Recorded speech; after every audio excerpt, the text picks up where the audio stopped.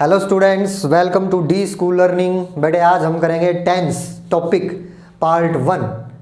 तो ये जानेंगे कि टेंस होता क्या है, डिफरेंट टाइप्स ऑफ टेंसेस क्या होते हैं और कौन से क्वेश्चंस जो हमारे टेंस बेस पर एग्जाम में आते हैं, तो उनको सभी को हम देखते हैं। तो देखेंगे एक बार, बड़ी कन्फ्यूजन रहती है इसमें स्टूडेंट्स को, टेंस की टेंस नहीं पता नहीं क्या हो गए। तो कुछ नहीं है बेटे, सिंपल चीज़ होती है, बस ध्यान से समझ करके चलना है आप लोगों ने साथ साथ, ठीक है।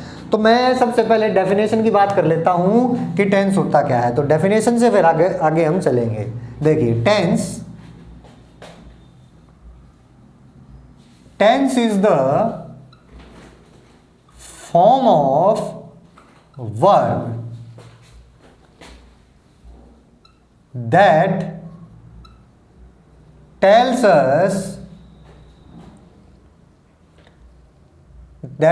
us the time and the state of an action। तो देखिए, यहीं से समझ करके चलते हैं, यहीं डेफिनेशन से ही सारी बात क्लियर हो जाएगी अगर आप ध्यान देंगे। पहली बात तो सबसे जरूरी बात, टेंस क्या होता है? Form of verb. वर्ब की ऐसी फॉर्म होती है ये, ठीक है। टेंस क्या है? टेंस कुछ नहीं बेटा, टेंस वर्ब ही होती है। अगर मैं ये कहूं tense is equal to verb, तो इसमें कोई दिक्कत नहीं है। टेंस हमारी वर्ब ही होती है, ठीक है, क्योंकि जो हमने टेंस में पढ़ना है वो बेटे वर्ब के बारे में ही तो पढ़ना है। अगर हमें डिफरेंट टाइप्स ऑफ वर्ब के बारे में पता चल जाए कि कौन सी वर्ब कौन सा टाइम बता रही है और कौन सी स्टेट का हम जिक्र कर रहे हैं, तो टेंस हमारी समझ में आ जाएंगे, कोई बड़ी बात नहीं है इसमें। Tense is the form of verb, तो ये इंपॉर्टेंट चीज है, वर्ब की फॉर्म होती है ये, ठीक है। दैट टेल्स अस, जो हमें ये बताती है कि क्या बताती है, टाइम के बारे में और स्टेट के बारे में, किसी भी एक्शन के टाइम के बारे में और स्टेट के बारे में बताती है। अब एक्शन क्या होता है? एक्शन भी हमारी वर्ब ही होती है, ठीक है। एक्शन होती है वर्ब। अब वर्ब की कितनी टाइप्स होती हैं आपको पता है ना? Present, past, past participle, present participle. तो हमने यही सीखना है। अब देखिए, एक बार मैं वर्ब की फॉर्म लिख दूं, यहाँ आपको पता है, यहाँ लिख देता हूं एक बार, forms of verb. Forms of verb, verb यानी कि एक्शन कौन कौन सी होती हैं? एक तो V1 या उसके साथ हम SEIS लगा देते हैं, ठीक है। एक V2, V3 और V1 प्लस ING, इसको V4 भी बोल देते हैं हम, ठीक है बेटे। इसका नाम है प्रेजेंट। अगर मैं नाम की बात करूं तो ये होती है हमारी प्रेजेंट, ये पास्ट पार्टिसिपल,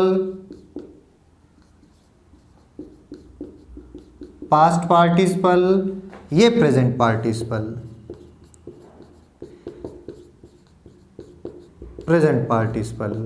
अब यही तो वर्ब यूज होनी है हमारी। जो हम टेंस सीखेंगे उन टेंसेस में बेटे यही तो सारी वर्ब यूज होनी है हमारी, इनके अलावा तो कोई वर्ब यूज नहीं होनी। तो अगर हमें ये पता चल जाए कि कौन से टाइम में कौन सी वर्ब हमने यूज करनी है और कौन सी स्टेट में हमने कौन सी वर्ब यूज करनी है, तो टेंस हमारे क्लियर हो जाएंगे। कुछ नहीं है टेंस में, ठीक है। तो मैंने बता दिया जैसे कि डेफिनेशन में है कि ये वर्ब की फॉर्म ही होती है, जो हमें क्या बताती है, टाइम बताती है और क्या बताती है, स्टेट बताती है किसी एक्शन का। अब यहाँ से टाइम को लेकर के चलते हैं। टाइम और स्टेट दो यहाँ पर हमारे वर्ड आए हैं, एक टाइम और एक स्टेट। तो अगर हमें टाइम का पहले से ही पता चल जाए, अगर हमें ये पता हो कि कौन सी वर्ब कौन सा टाइम बताती है, तो ये टाइम वाला कंसेप्ट तो हमारा क्लियर हो जाएगा, ठीक है बेटे। टाइम पता चलता है हमें हेल्पिंग वर्ब से। टाइम जो बताती है हमें, वो कौन बताती है? Helping verb. हेल्पिंग वर्ब से टाइम का पता चलता है। तो एक बार वे हेल्पिंग वर्ब देख लेते हैं जो हमें टाइम बताती है, यानी कि प्रेजेंट और पास्ट टाइम के अनुसार हेल्पिंग वर्ब को एक बार कैटेगराइज कर लेते हैं।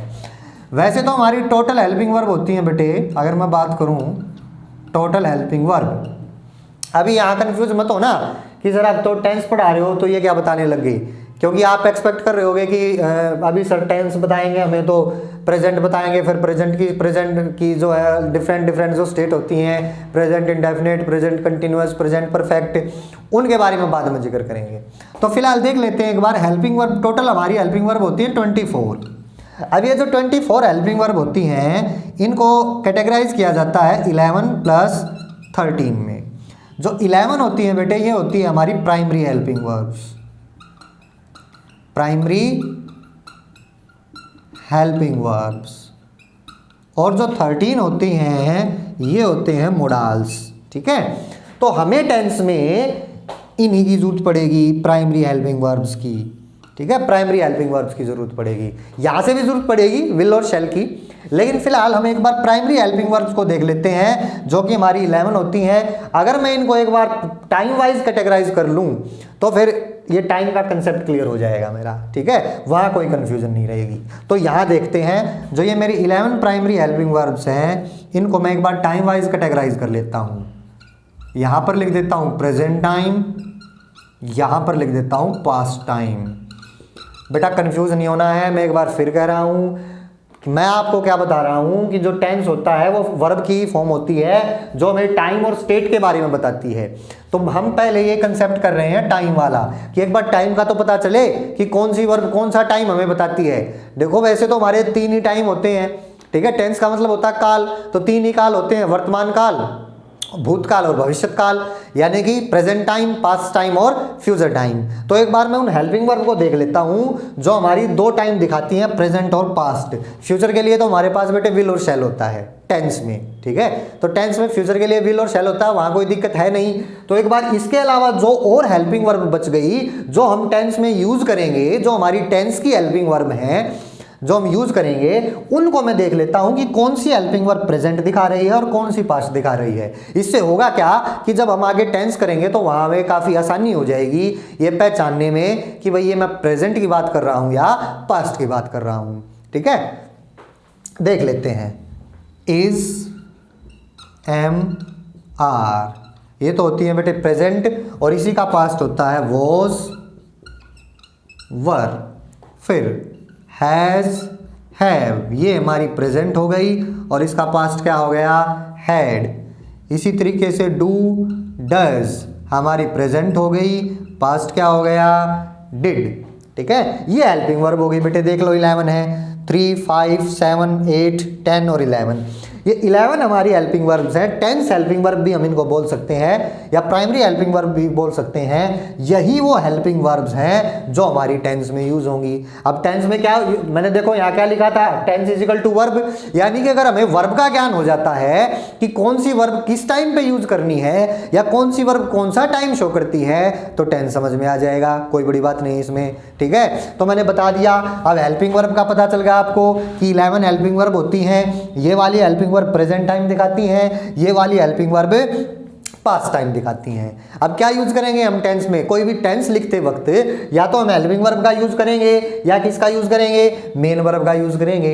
अब मेन वर्ब का भी पता चल गया मेरे को, ठीक है, कि ये प्रेजेंट, ये देखो मेन वर्ब की ये 4 ही फॉर्म होती हैं, ये प्रेजेंट है, ये पास्ट है, ये पास्ट पार्टिसिपल है, ये प्रेजेंट पार्टिसिपल है, या V1 कह लीजिए, V1 या V1 के साथ SEIS। ठीक है, ये मैं आपको बता दूंगा कि कब V1 यूज करनी है हमने और कब V1 के साथ SEIS यूज करना है, ये बाद में बताऊंगा मैं आपको। ये सिंगुलर सब्जेक्ट के साथ यूज होती है, ये प्लूरल के साथ यूज होती है। ठीक है, इस कॉन्सेप्ट को भी करेंगे। V2, V3, V तो ये तो बेटा सारी मेन वर्ब होगी टेंस की, इसके अलावा कोई मेन वर्ब यूज नहीं होनी। ठीक है, ये हेल्पिंग वर्ब यूज हो गई टेंस की, इसके अलावा कोई हेल्पिंग वर्ब यूज नहीं होनी। बस फ्यूचर में विल शेल यूज होने हैं, वो मैंने आपको बता ही दिए हैं। ठीक है, उनको देखेंगे तो हमें पता तो चल गया कि हाँ भाई टेंस में ये वर्ब यूज होनी है, पूरे टेंस में जो हम करेंगे, जो कि हमारे 12 के 12 टेंस होने हैं। अगर हमें इन्हीं का यूज पता चल जाता है तो टेंस हमारे हो जाते हैं, कोई दिक्कत नहीं आएगी इसमें। ठीक है, अब देख लेते हैं। आपको सेंटेंस का स्ट्रक्चर तो पता ही होगा, मैं सेंटेंस के टॉपिक में आपको करवा के आ चुका हूं। नहीं पता तो मैं एक बार लिख दिए देता हूं। देखो कंफ्यूज नहीं होना, अभी मैं चीजों को एक एक अलग अलग खोल रहा हूं, अब इनको इकट्ठा करूंगा, बस पेशेंस बनाए रखना है, सब कुछ समझ में आ जाएगा। क्या होता है सेंटेंस का structure, subject plus helping verb plus main verb plus object और प्लस जो भी कुछ बच गया, remaining part of the sentence. ठीक है, अब टेंस में क्या है, मेन ये है हमारी अगर हमें इनका यूज पता है टाइम के अनुसार तो टेंस हो गया हेल्पिंग वर्ब और मेन वर्ब। ठीक है, अब हेल्पिंग वर्ब देख ली कि भाई यही हेल्पिंग वर्ब हो सकती हैं। ठीक है, मेन वर्ब देख ली कि ये मेन वर्ब हो सकती हैं। अब स्ट्रक्चर क्या है कि हेल्पिंग वर्ब के बाद मेन वर्ब आती है। अब यही हमने कंसेप्ट और सीखना है नेक्स्ट कि भाई कौन सी हेल्पिंग वर्ब के बाद कौन सी मेन वर्ब आती है, बात ये है। ठीक है, ऐसे ही नहीं है कि मैं कोई भी हेल्पिंग वर्ब लगा दूंगा और फिर उसके बाद कोई भी मेन वर्ब लगा दूंगा, नहीं। अगर ये सीख लिया, ये बात ध्यान देंगे बेटे, ये इंपॉर्टेंट बात है। अगर आपने ये सीख लिया तो टेंस यही हो गई, फिर तो नाम बताना रह जाएगा कि ये प्रेजेंट परफेक्ट है, ये इंडेफिनिट है, ये कॉन्टिन्यूअस है, ये परफेक्ट कॉन्टिन्यूअस है, नाम बताना रह जाएगा। क्या सीख लिया कि कौन सी हेल्पिंग वर्ब के बाद कौन सी मेन वर्ब यूज होती है, या यूं कह लीजिए कि कौन सी मेन वर्ब से पहले कौन सी हेल्पिंग वर्ब आती है। बात क्लियर है? तो हेल्पिंग वर्ब आपके सामने लिखी हुई है, मेन वर्ब आपके सामने लिखी हुई है, तो बस मैं एक बार ये और लिख देता हूं कि कौन सी मेन वर्ब अपने से पहले कौन सी हेल्पिंग वर्ब लेगी। ठीक है, तो बात करते हैं बेटे पहले इसकी, इज एम आर और वाज वर की। पहले इसकी बात करते हैं। ठीक है, first is am are was were, इसको बेटे बी का रूप भी कहते हैं हम। ठीक है, ये कंबाइन होकर के क्या बनाता है हमारा, बी बनाता है। इसको मैं बी भी कह सकता हूं, बी। ठीक है, बी बेस फॉर्म है और इसकी डिराइव्ड फॉर्म है is am are was were. Present में होती है इज एम आर, पास्ट में होती है वॉज वर, ये डिराइव्ड फॉर्म है। तो ये तो हो गई हेल्पिंग वर्ब, ये प्रेजेंट की, ये पास्ट की। इसके बाद कौन सी हमारी मेन वर्ब यूज होगी बेटे, इसके बाद जो मेन वर्ब हमारी यूज होगी वो होगी ये वाली टेंस में। कौन सी, फोर्थ फॉर्म, यानी कि V1 प्लस ING। क्लियर? कम से कम पहले वर्ब का यूज तो सीखें कि कौन सी वर्ब के बाद कौन सी हेल्पिंग वर्ब के बाद कौन सी मेन वर्ब आएगी, फिर तो नाम बताने रह जाएंगे। देख लेना फटाफट टेंस क्लियर हो जाएंगे आपके। तो कर लिया कि इस अगर ये हेल्पिंग वर्ब यहाँ आती है is am are was verb में से, तो उसके बाद मेन वर्ब कौन सी आएगी, V1 प्लस ING। फिर देखते हैं बेटे हैज, हैव और हैड को। ये आ गई हेल्पिंग वर्ब हमारी, हैज, हैव और हैड।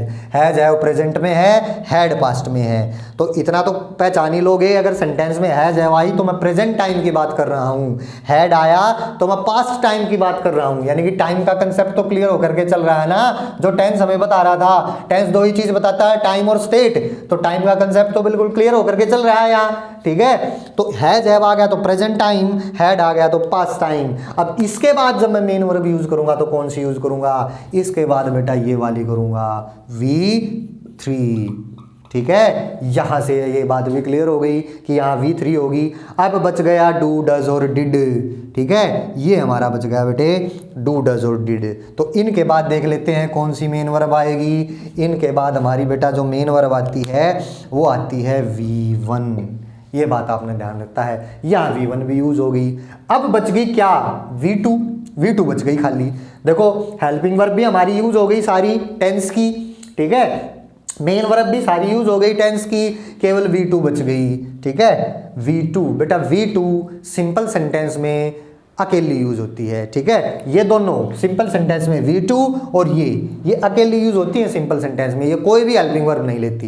ये हेल्पिंग वर्ब लेंगी जब सेंटेंस या तो नेगेटिव में होगा या इंटरोगेटिव में होगा, यानी कि यहाँ से मैं क्वेश्चन बनाऊंगा, नहीं तो ये बगैर हेल्पिंग वर्ब के यूज होती हैं दोनों। तो जब मैं नेगेटिव करूंगा तो इसकी हेल्पिंग वर्ब है ये वाली, प्रेजेंट है, ये प्रेजेंट शो करती है V1 के साथ, V1 प्लस IS। तो जब सिंपल में यूज करूंगा तो ये यूज करूंगा, जब इसको नेगेटिव या इंटरोगेटिव बनाऊंगा तो ये प्रेजेंट में है तो इसके साथ ये वाली हेल्पिंग वर्ब यूज होगी। यही केस इसका है बेटे V2 का। सिंपल में ये कोई हेल्पिंग वर्ब नहीं लेगी। ठीक है, जब मैं इसका नेगेटिव या इंटरोगेटिव बनाऊंगा तो ये पास्ट में है तो इसके साथ ये वाली यूज होगी, डिड। ठीक है, डिड यूज होकर के और वापिस फिर ये फर्स्ट फॉर्म में कन्वर्ट हो जाएगी। इसको और डिटेल में करेंगे, डरने की बात नहीं है, एग्जांपल के साथ जब हम आगे इसको एक्सप्लेन करेंगे फर्दर। फिलहाल आपने ये समझना है कि भाई ये हेल्पिंग वर्ब आएगी तो उसके बाद मेन वर्ब ये वाली यूज होंगी। तो यहाँ तक कोई डाउट हो तो मेरे को जो है मैसेज कर देना, चैट कर देना। ठीक है, तो कोई दिक्कत नहीं होनी चाहिए। मैंने केवल दो ही बात बताई है। टेंस में मैंने टाइम को एक्सप्लेन किया है कि जो टेंस होता है वो वर्ब ही होती है जो टाइम के बारे में और स्टेट के बारे में बताती है। टाइम के बारे में हमने सीख लिया, ये हमारी हेल्पिंग वर्ब प्रेजेंट टाइम बताएगी, ये हेल्पिंग वर्ब पास्ट टाइम बताएगी। तो इनके बाद कौन सी वर्ब यूज होगी ये भी हमने देख लिया। ठीक है, दूसरी बात पर आते हैं, स्टेट। क्या है दूसरा? स्टेट। टेंस हमें क्या बताता है? टाइम और स्टेट बताता है। टाइम का तो पता चल गया बेटे, ये मेन वर्ब स्टेट ही है हमारी। क्या है ये? स्टेट ही है। जो आईएनजी होती है V1 प्लस आईएनजी, ये होती है कॉन्टिन्यूअस स्टेट। कौन सी स्टेट होती है? Continuous state. टेंस यही हो जाएंगे, देखना कॉन्टिन्यूअस स्टेट होती है। तो इसका मतलब टेंस में अगर कहीं भी V1 प्लस आईएनजी आया हुआ है तो मैं कौन सी स्टेट की बात कर रहा हूं? कॉन्टिन्यूअस स्टेट की। अब रह गया टाइम। अगर V1 प्लस आईएनजी के साथ इजएमआर आया है तो इसका मतलब प्रेजेंट कॉन्टिन्यूअस है, क्योंकि ये एचआरएम प्रेजेंट दिखाता है। इजएमआर वाजवर के सॉरी आईएनजी के साथ अगर वाजवर आया है तो इसका मतलब पास्ट टाइम है, तो इसका मतलब मैं पास्ट कॉन्टिन्यूअस की बात कर रहा हूं। हो गए कि नहीं हो गए? यही दो टेंस हो गए ना आपके, प्रेजेंट कॉन्टिन्यूअस और पास्ट कॉन्टिन्यूअस यही हो गए। बस फिर इनका आगे यूज सीखना है हमने। फिलहाल पहचान तो आए, आइडेंटिफिकेशन तो आए कि कौन से टेंस को मैं प्रेजेंट कॉन्टिन्यूअस कहूंगा और कौन से टाइम को पास्ट कॉन्टिन्यूअस कहूंगा, यानी कि कौन सी वर्ब होगी प्रेजेंट कॉन्टिन्यूअस में यूज और कौन सी वर्ब होगी पास्ट कॉन्टिन्यूअस में यूज। ये पहचान तो आए, आइडेंटिफिकेशन तो आए, फिर इनका यूज आगे सीखेंगे। ठीक है, समझ में आ रही है? तो आप इजीली आइडेंटिफाई कर लोगे कि हाँ भाई is am are plus ING present continuous, was were plus ING past continuous. कोई डाउट नहीं होना चाहिए। इसी तरीके से जैसे कि मैंने बताया दूसरा टर्म है स्टेट। मेन वर्ब स्टेट को बताती है वी थर्ड। बेटा ये स्टेट होती है हमारी, जो वर्ब की थर्ड फॉर्म होती है ये दिखाती है परफेक्ट स्टेट को। कौन सी स्टेट को? परफेक्ट स्टेट को। V3 completion of the action show करता है ये। ठीक है, दूसरे शब्दों में मैं कहूं तो ये बताती है हमें कंप्लीशन ऑफ द एक्शन। मैं टेंस की बात कर रहा हूं केवल बेटा, टेंस में जो हमारी वी थर्ड, ठीक है, टेंस में जो वी थर्ड दिखाती है हमें कंप्लीशन ऑफ द एक्शन, या यूं कहे परफेक्ट स्टेट। तो अब यहां से नाम का पता नहीं चल गया क्या आपको? स्ट्रक्चर भी आपके सामने क्लियर हो गया। प्रेजेंट परफेक्ट, ठीक है, ये हो गया हैज हैव प्रेजेंट, और हैज हैव के साथ V3 आई है तो प्रेजेंट परफेक्ट। हैड है पास्ट, हैड के साथ V3 आई है तो पास्ट परफेक्ट, यानी कि इसने परफेक्ट स्टेट दिखा दी। यहां से दो टेंस की और आइडेंटिफिकेशन हो गई हमें। हो गई कि नहीं होगी? बड़ा इजी है। ठीक है, अब ये जो V1 होती है बेटे, ये हमें इंडेफिनेट स्टेट शो करती है। इसको हम बाद में खोल लेंगे पूरी को, क्योंकि मैंने बता दिया इसमें, क्योंकि ये जो V1 है या V2 है ये अकेली यूज होती है सिंपल सेंटेंस में। ठीक है, ये डू डज और डिड कब आएगा? जब या तो सेंटेंस हमारा नेगेटिव है या इंटेरोगेटिव है, तो इसको भी देखेंगे। तो यहां से ये स्टेट क्लियर हुई, कुछ तो क्लियर हुई। दो बात क्लियर हुई हमारी, टाइम की और स्टेट की। तो यहां से टाइम पता चल गया, यहां से स्टेट पता चल गया।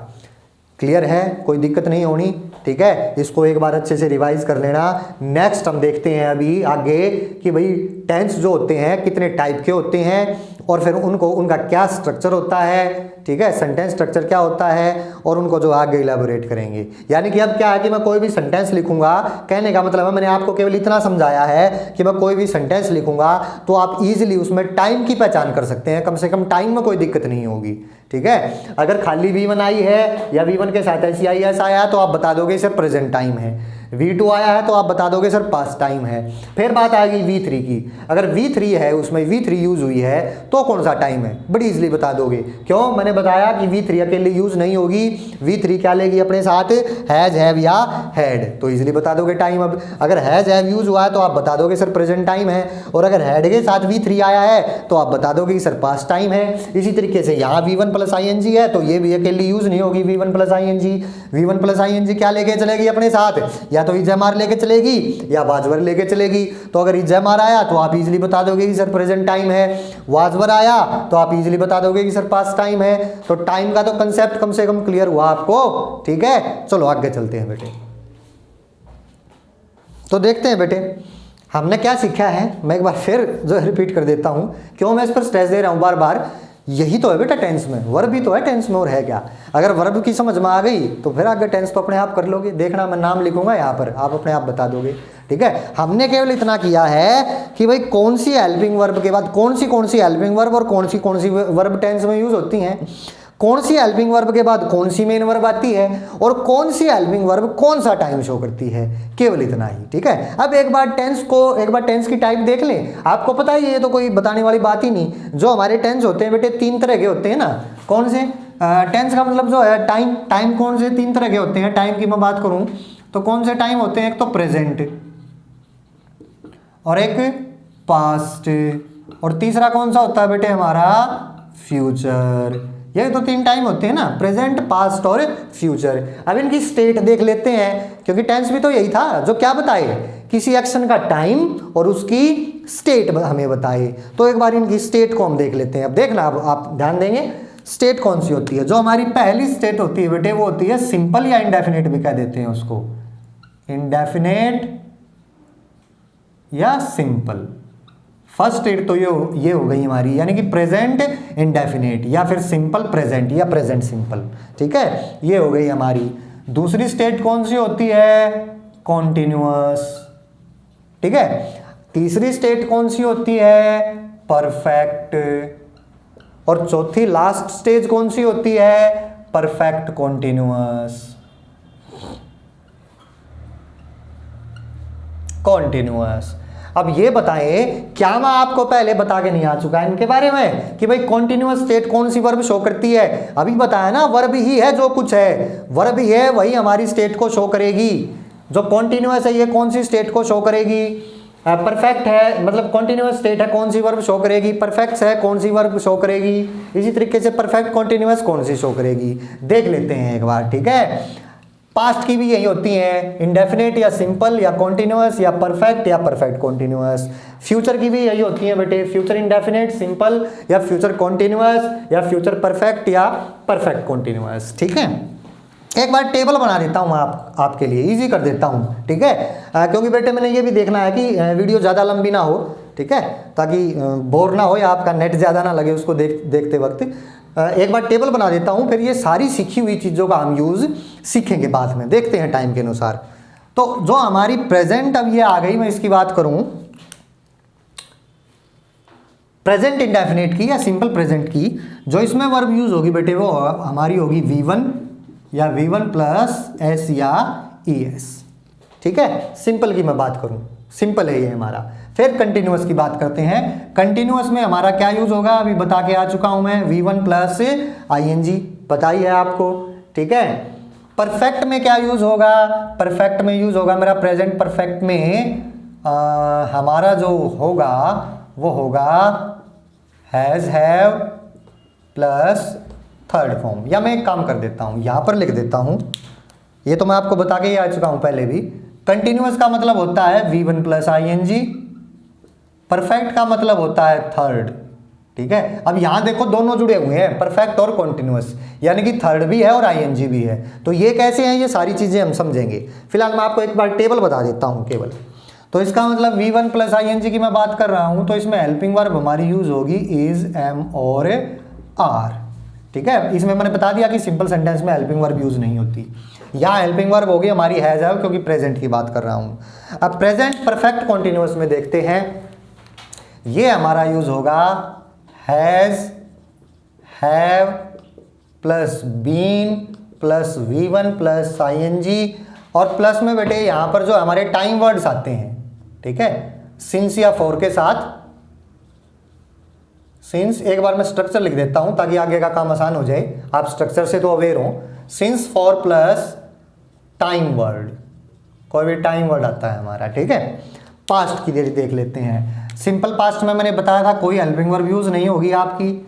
यहां पर फिर बात आ गई हमारी, ING तो है ही, ठीक है। जो हेल्पिंग वर्ब यूज होगी वो कौन सी यूज होगी हमारी, वॉज और वर, ठीक है, वॉज वर प्लस जो मेन वर्ब होगी वो कौन सी होगी फिर V1 प्लस ING, क्योंकि स्टेट कौन सी है, कॉन्टिन्यूअस स्टेट है, ठीक है, कॉन्टिन्यूअस स्टेट है तो V1 प्लस ING यूज होगा हमारा।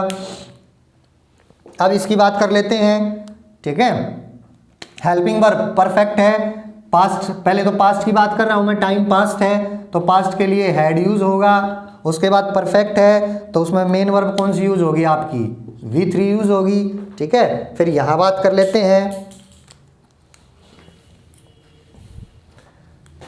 पास्ट परफेक्ट, तो पास्ट है तो हेल्पिंग वर्ब हमारी कौन सी यूज होगी, हैड यूज होगी इसमें, हैड के साथ बीन। अब ये कैसे आया, बीन कहाँ से आया, ये सारी चीज़ें मैं आपको समझाऊंगा, डोंट वरी, आपको ये स्ट्रक्चर रटने की जरूरत नहीं पड़ेगी, ठीक है, सारी चीज़ें मैं आपको समझा करके चलूंगा। हैड बीन प्लस, अब कॉन्टिन्यूअस की बात करूं तो कॉन्टिन्यूअस के लिए क्या है हमारा, V1 प्लस ING प्लस वही बात है सिंस या फॉर, और उसके साथ क्या आ जाएंगे टाइम वर्ड। तीसरा टाइम लेते हैं फ्यूचर। ठीक है, फ्यूचर में जो बेटे हेल्पिंग वर्ब हमारी आ जाएंगी इसमें वो आएंगी विल या शैल। ये मैंने आपको अलग से बताया था कि फ्यूचर के लिए दो होती हैं, विल शैल, और इनके साथ जो हमारी मेन वर्ब यूज होगी वो यूज होगी V1। ठीक है, बात करते हैं कॉन्टिन्यूअस की। अब कॉन्टिन्यूअस में ING तो आएगा ही, तो पहले फ्यूचर की बात हो रही है तो वर्ब आ जाएगी विल शैल प्लस बी कहाँ से आया ये भी जिक्र करेंगे। कंटिन्यूअस है तो ING तो आएगा ही, ये हो गया हमारा फ्यूचर कॉन्टिन्यूअस। फिर बात करते हैं फ्यूचर परफेक्ट की, तो फिर वही बात आ गई, हेल्पिंग वर्ब क्या हो गई इसमें हमारी विल या विल शैल प्लस हैव। अब परफेक्ट है तो थर्ड फॉर्म किसके साथ आती है, थर्ड फॉर्म हैज हैव या हैड के साथ आती है, तो विल शैल के बाद हैव यूज होता है, तो will shall have plus third, ये हमारा परफेक्ट कॉन्टिन्यूअस हो गया, फ्यूचर परफेक्ट हो गया। अब फ्यूचर परफेक्ट की कॉन्टिन्यूअस की बात करें तो इसमें जो हेल्पिंग वर्ब होगी हमारी क्या होगी, will shall plus have plus been plus V1 plus ING।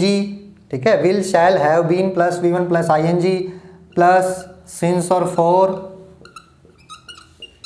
Plus time word. ये बेटे हमारे टेंस के स्ट्रक्चर हो गए। ठीक है, मैंने स्ट्रक्चर लिखा आपके सामने ताकि आप कम से कम एक बार स्ट्रक्चर से तो अवेयर हों।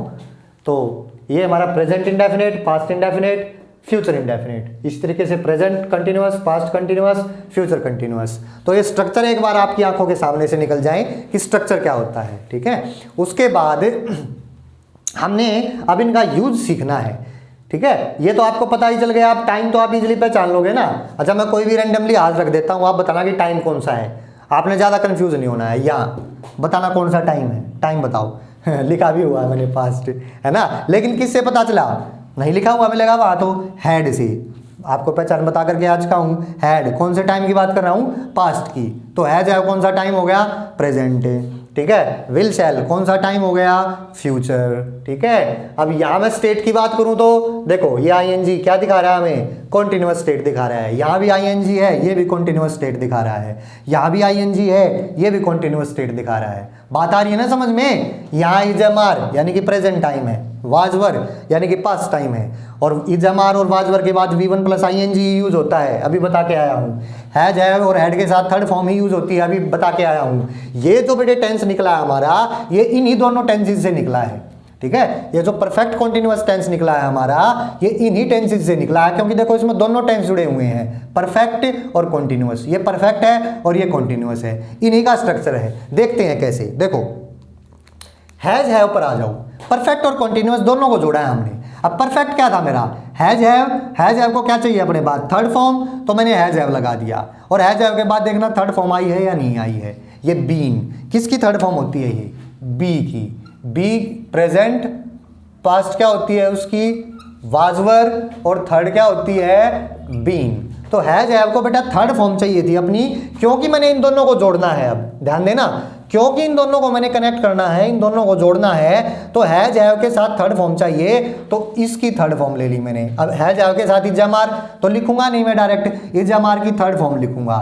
इज एम आर किसका रूप है मेरा, अभी बताया था मैंने आपको थोड़ी देर पहले, इज एम आर मेरा किसका रूप है, बी का रूप है। तो हैज हैव को अपने पास थर्ड फॉर्म चाहिए, तो इसको कनेक्ट करने के लिए इसको बी ना रख करके मैं इसका थर्ड रूप ले लूंगा। क्या है इसका थर्ड रूप, बीन है, तो हैज हैव के साथ बीन रख दिया। अब ये तो हो गया हैज हैव के साथ थर्ड फॉर्म, ये भी जुड़ गया, इसका ये इज एम आर जुड़ गया यहाँ ये बीन के रूप में, तो क्या बच गया, V1 प्लस ING बच गया ना, तो ये V1 प्लस ING यहाँ रख दिया। बस इसमें टाइम दिखाना होता है आगे हमें सिंस और फॉर से, तो इसको हम देखेंगे कि कब सिंस यूज करें कब फॉर यूज करें। ठीक है, बात केवल हमें ये स्ट्रक्चर को ना रटना पड़े, केवल मैं आपको केवल इतना ही समझा रहा हूँ। इसी तरीके से इसमें देखो, ठीक है, इन दोनों को जोड़ा है मैंने, परफेक्ट को और कॉन्टिन्यूअस को। तो देखते हैं परफेक्ट कॉन्टिन्यूअस, तो परफेक्ट में क्या था, पास्ट के हेड को रख दिया। हेड को क्या चाहिए अपने बाद, थर्ड फॉर्म, फिर वही बात आ गई, थर्ड फॉर्म किसकी रख दूंगा, इसकी, वाजवर की। ये वाजवर किसका रूप है, फिर बी का ही रूप है। देखो यहां लिख दिया, बी की सेकंड फॉर्म होती है वाजवर, ये लिख रखा है। तो क्या चाहिए हेड को, सेकंड फॉर्म थोड़ी चाहिए, थर्ड फॉर्म चाहिए। तो इसकी थर्ड फॉर्म क्या हो जाएगी, बीन, ये रख दिया यहाँ बीन। अब क्या बच गया केवल मेरे पास, आईएनजी बच गया, तो यहाँ ये आईएनजी रख दिया। बात समझ में आ रही है या नहीं आ रही। इसी तरीके से इसको कनेक्ट किया है मैंने। अब टेबल रटने की जरूरत तो नहीं पड़ेगी ना, बड़ी इजीली आप इसको कर लेंगे। देखो क्या चाहिए, फ्यूचर है, विल शैल, ये दोनों जुड़े हुए हैं ना, परफेक्ट और कॉन्टिन्यूअस। तो परफेक्ट में क्या था, विल शैल, तो यहां रख दिया विल शैल। विल शैल के बाद क्या था, हैव, तो यहां हैव रख दिया।